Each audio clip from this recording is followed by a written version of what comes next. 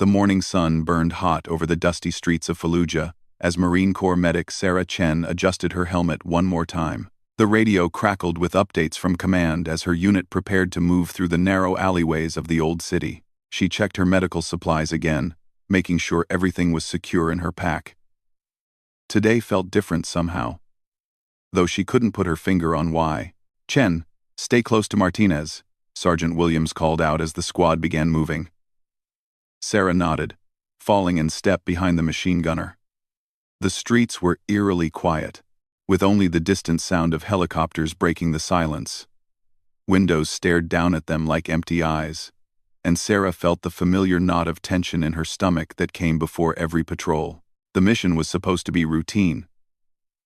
Intelligence suggested minimal resistance in this sector, and they were simply conducting a sweep to check for weapon caches. Sarah had done dozens of these patrols over the past 6 months, and most ended without incident. But as they turned the corner onto Market Street, everything changed in an instant. The first shots came from the rooftop of a 3-story building to their right. Sarah heard the sharp crack of rifle fire and saw Martinez stumble forward, blood spreading across his shoulder. Without thinking, she rushed forward to help him, her training taking over completely.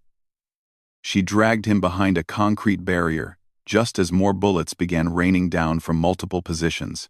"Ambush! Multiple shooters!" Williams shouted into his radio. Sarah worked quickly on Martinez's wound, applying pressure to stop the bleeding. Around them, the rest of the squad took defensive positions and began returning fire. The sound was deafening, echoing off the narrow walls of the surrounding buildings. Sarah finished bandaging Martinez and was reaching for her rifle when she felt the first bullet tear through her left shoulder. The impact spun her around, and she fell hard against the concrete wall. Before she could even process what had happened, another bullet caught her in the thigh, then another in her side. The world began to move in slow motion.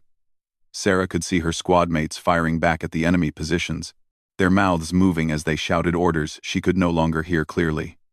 She tried to move but found her body wasn't responding the way it should. Warm blood was soaking through her uniform, and she realized with growing alarm that she was hit badly. More bullets found their mark.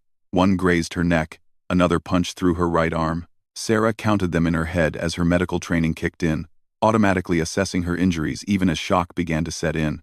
7 bullets so far, and the shooting wasn't stopping. Williams appeared beside her, his face grim as he saw the extent of her wounds. He grabbed her by the armor and began dragging her toward better cover. But the enemy fire was too intense. An 8th bullet caught her in the back as Williams pulled her around the corner of a collapsed building. "Stay with me, Chen," he yelled, but his voice sounded far away. Sarah tried to respond, but found she could barely whisper. The taste of copper filled her mouth, and she realized she was bleeding internally. Her vision began to blur around the edges. The 9th and 10th bullets hit almost simultaneously as Williams tried to get her to the evacuation point. One shattered her collarbone. The other lodged somewhere in her chest. Sarah's breathing became labored and shallow. She could feel her heart racing as her body went into shock. The final bullet, the 11th one, hit just as the enemy fire began to slacken. It caught her in the abdomen, and Sarah knew immediately that this one was different from the others. The pain was intense but distant, as if it was happening to someone else. She could feel her consciousness starting to slip away. Williams and 2 other Marines managed to get her to a semi-secure position in the ruins of an old shop. The fighting continued around them, but Sarah was barely aware of it now. She could hear Williams calling for immediate medical evacuation, his voice urgent and desperate. "Multiple gunshot wounds, critical condition. We need medevac now," he shouted into his radio. But Sarah could see in his eyes that he didn't think help would come in time. The enemy had the area locked down tight, and helicopters couldn't land under such heavy fire. As darkness began to creep in from the edges of her vision, Sarah thought about her family back home in California. She pictured her mother's face, her father teaching her to change a tire in their garage, her younger brother playing basketball in their driveway. She had always known this was a possibility when she joined the Marines, but she never really believed it would happen to her. The sounds of battle grew fainter as Sarah's consciousness faded.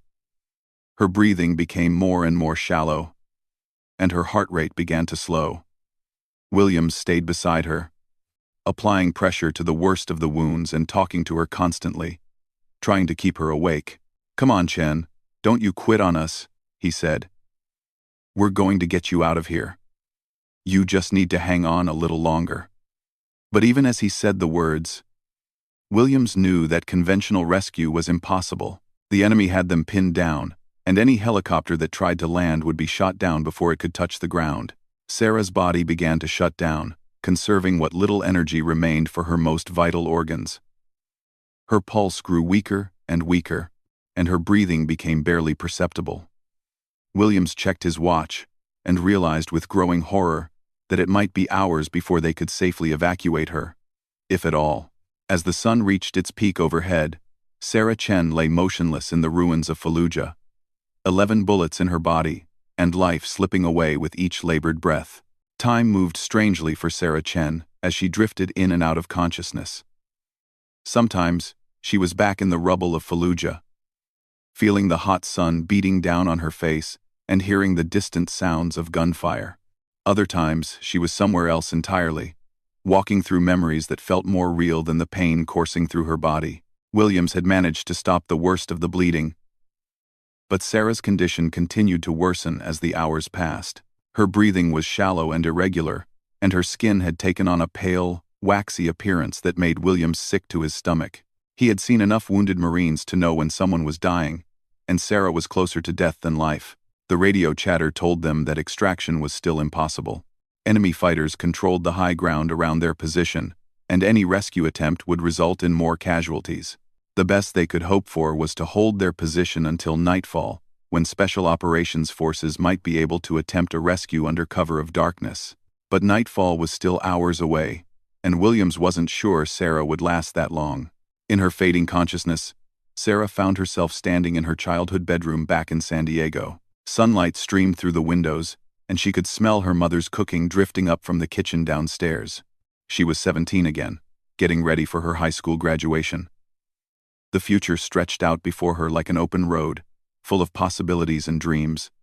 "Sarah, breakfast is ready," her mother called from downstairs. Sarah wanted to answer, wanted to run down the stairs and hug her mother tight. But she couldn't move.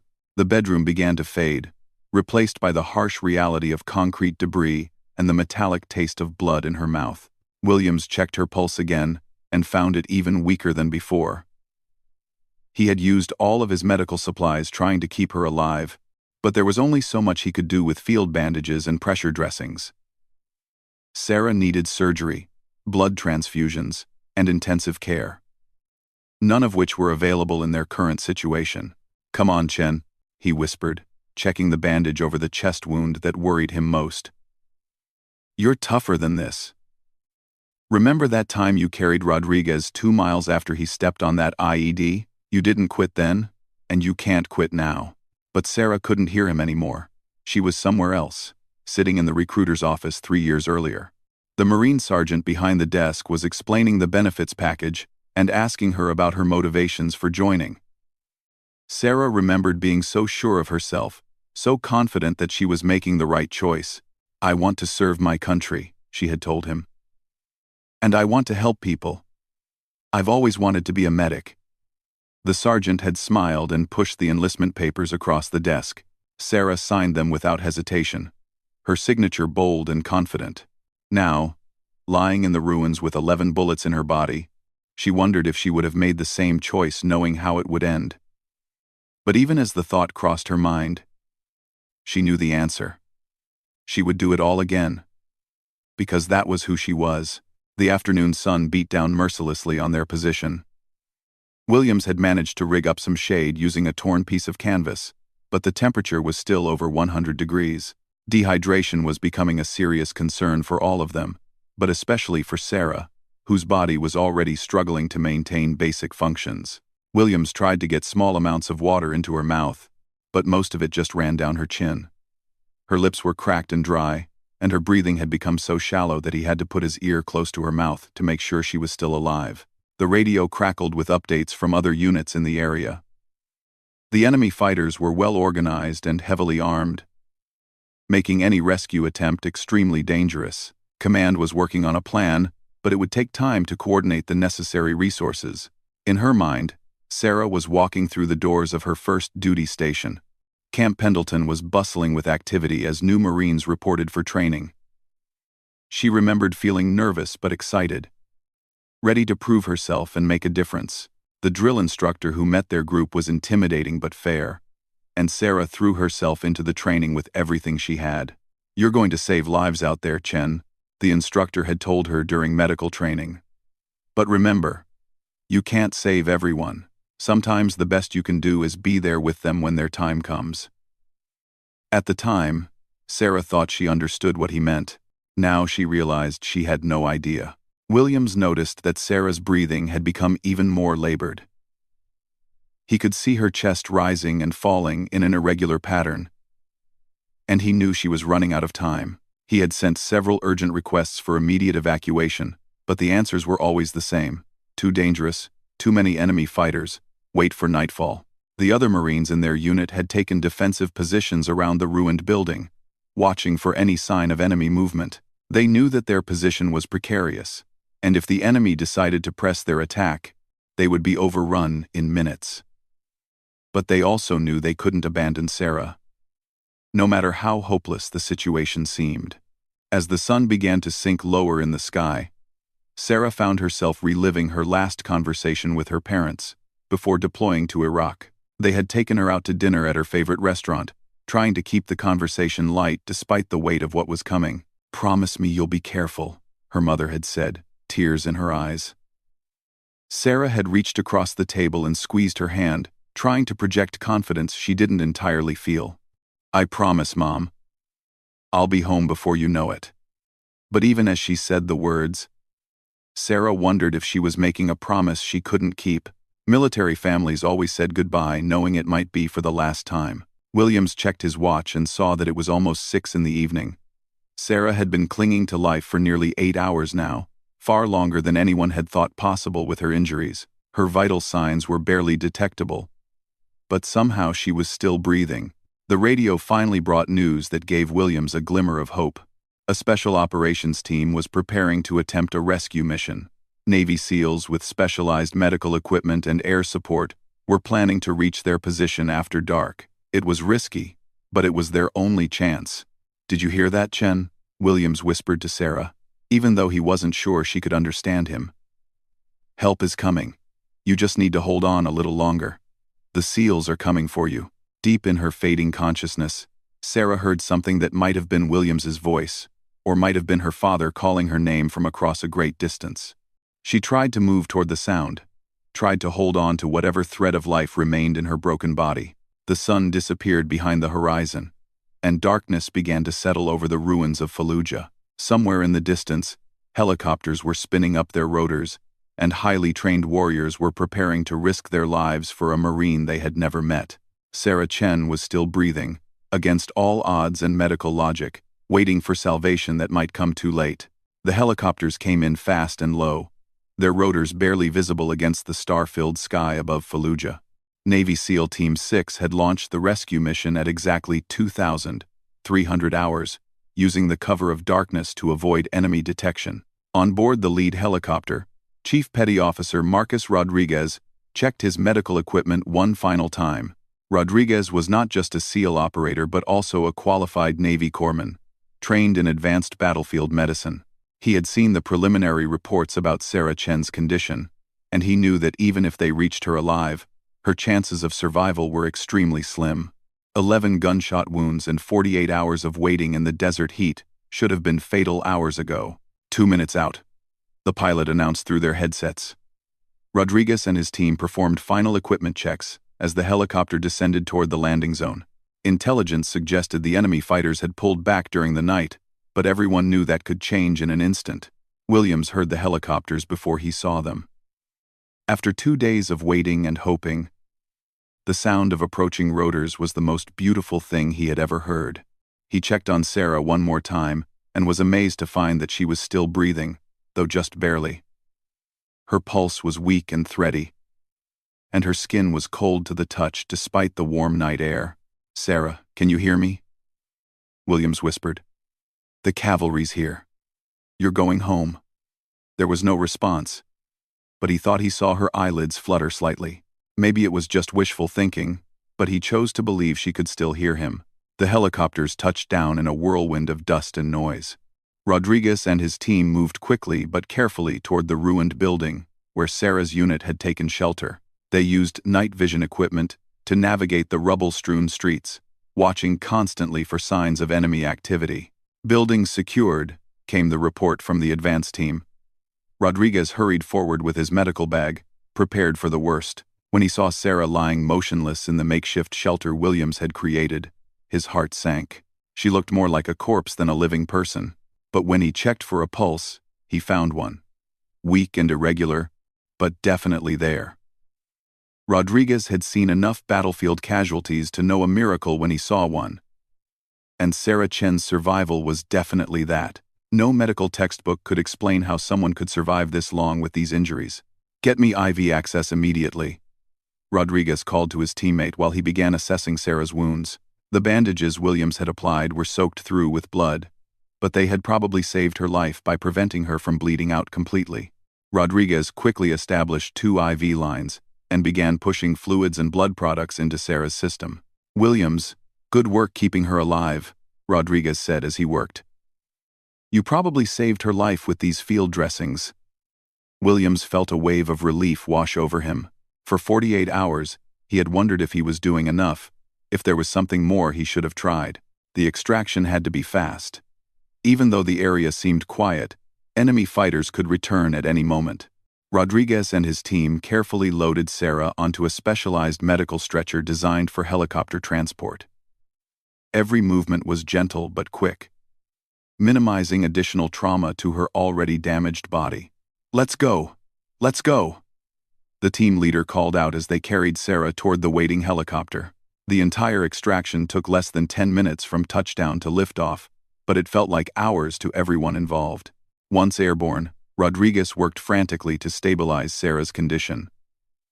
The helicopter had been converted into a flying intensive care unit, complete with blood products, advanced monitoring equipment, and surgical supplies. Rodriguez started multiple medications to support her blood pressure and heart rate, while continuously monitoring her breathing. "How is she?" Williams asked. He had insisted on coming along on the rescue helicopter, unwilling to leave Sarah after staying with her for so long. "Critical but stable," Rodriguez replied. Though privately, he wasn't sure she would survive the flight to the medical facility. Her blood pressure was dangerously low, and several of the gunshot wounds appeared to have damaged vital organs. The next few hours would be crucial. During the 20-minute flight to the field hospital, Rodriguez performed what amounted to surgery in the back of a helicopter. He managed to stop internal bleeding from at least 2 of the wounds and stabilized her breathing with advanced airway management. It was some of the most challenging medical work he had ever performed. The trauma team at the field hospital was waiting when the helicopter touched down. Sarah was rushed directly into surgery, where a team of military surgeons worked for over 6 hours to repair the damage caused by 11 bullets. 3 of the wounds required immediate life-saving surgery, while the others needed extensive repair work. During surgery, the medical team discovered just how lucky Sarah had been. 1 bullet had missed her heart by less than an inch. Another had barely avoided severing a major artery in her neck. The bullet that had caused her abdominal wound had somehow missed all of her vital organs, lodging harmlessly in muscle tissue. "I've never seen anything like it," the lead surgeon told Rodriguez afterward. "By all medical logic, she should have died hours ago. Those 11 bullets hit almost every part of her body, but somehow avoided causing immediately fatal damage. It's like she had a guardian angel watching over her." Sarah remained unconscious for 3 days after surgery. Williams visited her whenever he could get permission, sitting beside her bed and talking to her about anything and everything. He told her about letters from home, updates from their unit, and his plans for after his deployment ended. On the 4th day, Sarah opened her eyes. Her vision was blurry at first, and she couldn't remember where she was or what had happened. But slowly, the memories began to return. The patrol, the ambush, the feeling of bullets tearing through her body. "Williams?" she whispered, her voice barely audible. Williams was there immediately, tears streaming down his face. "I'm here, Sarah. You made it. You're safe now." Sarah tried to smile, but found that even that simple action was exhausting. Her body felt like it belonged to someone else, and she realized she couldn't feel her legs at all. The recovery was long and difficult. Sarah spent weeks in the hospital, undergoing multiple additional surgeries to repair nerve damage and remove bullet fragments. She had to relearn how to walk, how to use her right arm properly, and how to deal with chronic pain that the doctors warned might never completely go away. But she was alive. Against all odds, medical logic, and statistical probability, Marine Corps medic Sarah Chen had survived 11 gunshot wounds and 48 hours of waiting in the Iraqi desert. The story of her survival spread throughout the military, becoming legendary among the troops serving in Iraq. Rodriguez received a commendation for his role in the rescue mission, but he always insisted that the real hero was Williams, who had kept Sarah alive long enough for help to arrive. Williams was awarded the Silver Star for his actions during the ambush and his care of Sarah afterward. Sarah herself eventually received the Purple Heart and was medically retired from the Marines. She returned to California, where she spent months in rehabilitation, learning to live with her injuries. The physical scars healed, but the emotional ones took much longer. Years later, Sarah would become an advocate for wounded veterans, using her experience to help others who had suffered similar trauma. She never forgot the feeling of lying in that ruined building in Fallujah, counting bullets and waiting for death. But more importantly, she never forgot the dedication of the Marines, who refused to leave her behind, and the SEALs who risked their lives to save a stranger. She had learned that sometimes survival isn't about being the strongest, or the smartest, or the luckiest. Sometimes it's about the people who refuse to give up on you, even when giving up would be the logical thing to do. In the end, Sarah Chen's survival was a testament to the bond between warriors and the lengths they will go to bring each other home.